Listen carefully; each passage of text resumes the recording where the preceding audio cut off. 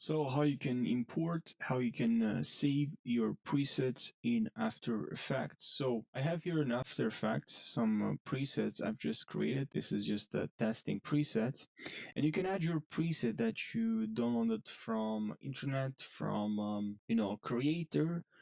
You just grab some crew presets. Now you would like to use them. So where you need to go is basically to go to Finder here, and here you're gonna have to go to Applications, Adobe After Effects, double click, and here apparently it works both.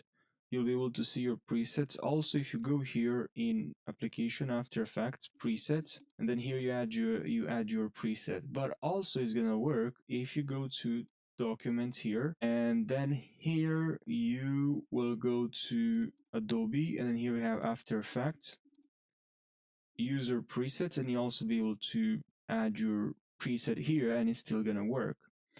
So yeah, there's two ways that I've tested and it worked. So I was able to find the presets also in presets and also in user presets under animation presets. So thanks for watching. I hope you found this helpful. If you have more questions, leave your questions down below and take care.